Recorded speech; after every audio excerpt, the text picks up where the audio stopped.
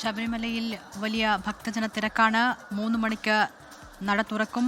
അത് കഴിഞ്ഞാൽ അറിയാം നമുക്ക് ഏത് രീതിയിൽ ഈ നിയന്ത്രണങ്ങൾ ഫലം കണ്ടിട്ടുണ്ട് എന്ന രീതിയിൽ ചില മുന്നൊരുക്കങ്ങൾ ഇപ്പോൾ അധികാരിയുടെ ഭാഗത്തു നിന്നുണ്ടാകുന്നുണ്ട്. സ്പോട്ട് ബുക്കിംഗ് 20,000-ൽ നിജപ്പെടുത്താൻ തീരുമാനിച്ചിട്ടുണ്ട്. ഒപ്പം കൂടുതൽ പോലീസുകാരെ നിശ്ചയിക്കും എന്ന കാര്യങ്ങളുമൊക്കെ പറയുന്നുണ്ട്. ഇത് എത്രത്തോളം ഫലപ്രദമായി എന്ന് ഈ 3 മണിക്ക് നട തുറക്കുമ്പോൾ ഉള്ള തിരക്ക് നിയന്ത്രിക്കാൻ പറ്റുമോ എന്നതിൽ നിന്ന് വ്യക്തമാകും. എസ് വിജയകുമാർ തുടരുന്നുണ്ട്. വിജയകുമാർ, വെർച്വൽ ക്യൂ അതുപോലെ തന്നെ സ്പോട്ട് ബുക്കിംഗ് ഇതുവഴിയെല്ലാം ഒരു ദിവസം സന്നിധാനത്തേക്ക് ദർശനത്തിനെത്തുന്ന ആളുകളുടെ എണ്ണത്തിൽ ഒരു കണക്കുണ്ട്. അതിലപ്പുറം ആളുകൾ, ലക്ഷത്തിലധികം ആളുകൾ ഇന്നലെയും ഇന്നുമൊക്കെയായി എത്തുന്നു എന്ന് പറയുമ്പോൾ ഇതെങ്ങനെയാണ് ഇത്രയധികം ആളുകൾ കടന്നു പോകുന്നത് എന്നതൊരു വലിയ ചോദ്യമല്ലേ?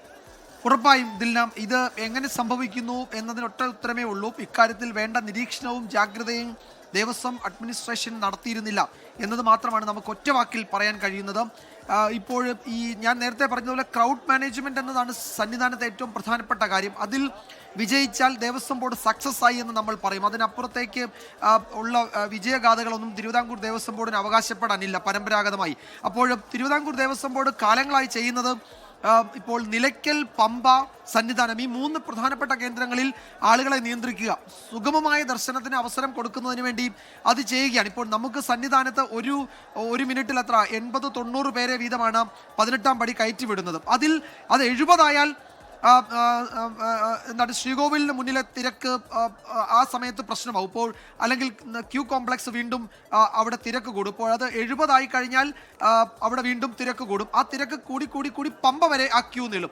അത് വീണ്ടും താണാൽ വീണ്ടും അത് നിലയ്ക്കലിലേക്ക് ആ ക്യൂ അല്ലെങ്കിൽ ആ തിരക്ക് മാറും. അങ്ങനെ സന്നിധാനത്തെടുക്കുന്ന തീരുമാനങ്ങൾ എന്താണോ അതാണ് യഥാർത്ഥത്തിൽ ക്രൗഡ് മാനേജ്മെന്റിന് പമ്പയിലും നിലയ്ക്കലിലും എന്തിനേറെ പറയണം എരുമേലി വരെയും നടപ്പിലാവുന്നത് അതുതന്നെയാണ്. അപ്പോൾ സന്നിധാനത്ത് എന്തെങ്കിലും ഒരു പാളിച്ച ഈ ക്രൗഡ് മാനേജ്മെന്റിൽ സംഭവിച്ചാൽ അത് യഥാർത്ഥത്തിൽ അതിങ്ങ് എരുമേലി വരെ അതിൻ്റെ റിഫ്ലക്ഷൻ ഉണ്ടാകും എന്നതാണ് കാലങ്ങളായി ശബരിമലയെ അറിയാവുന്നവർ മനസ്സിലാക്കുന്നത്. അപ്പോൾ സാധാരണഗതിയിൽ അവിടെ പരിചയസമ്പന്നരായ ആളുകളായിരിക്കും ഈ 18-ാം പടിയിൽ പോലീസ് ഉദ്യോഗസ്ഥർ ജോലി ചെയ്യുന്നത്. അവർക്ക് കൃത്യമായി അറിയാം തീർത്ഥാടകരെ എങ്ങനെയാണ് 18-ാം പടിയുടെ മുകളിലേക്ക് കൊണ്ടുപോകേണ്ടത്. പലർക്കും ശബരിമലയിൽ പോകുന്നവർക്കറിയാം, പലർക്കും 18-ാം പടിയുടെ ആദ്യത്തെ ഒരു പടി മാത്രമായിരിക്കും ചവിട്ടാൻ അവസരം കിട്ടുക. ബാക്കി നമ്മൾ പോലീസ് അയ്യപ്പന്മാരുടെ കൈകളിൽ തൂങ്ങിയാണ് ഇപ്പോൾ സോപാനത്തിന് സമീപത്തേക്ക് എത്തുക, അല്ലെങ്കിൽ തൊട്ടു മുമ്പുള്ള ക്യൂ കോംപ്ലക്സ് കടന്ന് നമ്മൾ മുകളിലേക്ക് എത്തുക. അപ്പോൾ ഒറ്റപ്പടി ചവിട്ടി പിന്നീട് നേരെ നമ്മൾ സോപാനത്തിന് മുന്നിലെ കൊടിമര ചുവട്ടിലേക്ക് എത്തുമ്പോൾ ആ സമയം എന്ന് പറയുന്നത് വളരെ ക്രൂഷ്യലാണ്. അപ്പോഴേക്കും അടുത്ത റൗണ്ട് ക്യൂ കോംപ്ലക്സിൽ നിന്ന് ഗേറ്റ് തുറന്ന് അടുത്ത റൗണ്ട് ആളുകൾ 18-ാം പടിക്ക് താഴെ കാത്തു നിൽക്കുന്നുണ്ട്. അപ്പോൾ ഈ കയറിയ ആളുകൾ സോപാനത്തിന് മുന്നിൽ അല്ലെ കൊടിമര ചുവട്ടിൽ എത്തി എന്ന് ഉറപ്പായാൽ അടുത്ത ബാച്ച് കടത്തിവിടും. അങ്ങനെയാണ് അവിടെ ക്രൗഡ് വളരെ ലളിതമായി നിയന്ത്രിച്ചുകൊണ്ടിരിക്കുന്നത്. അങ്ങനെ അവർക്ക് നിയന്ത്രിക്കാൻ പറ്റുന്ന തരത്തിൽ പമ്പ മുതൽ അതിന് ക്രമീകരണം ഉണ്ടാകണം. ഇത് തിരിച്ചും അങ്ങനെയാണ്. തിരിച്ചിറങ്ങുന്ന ആളുകളെയും പമ്പയിൽ ഇവിടുന്ന് ഇറങ്ങുന്ന സ്വാമി അയ്യപ്പൻ റോഡിലെ തിരക്ക് നിയന്ത്രിക്കുക.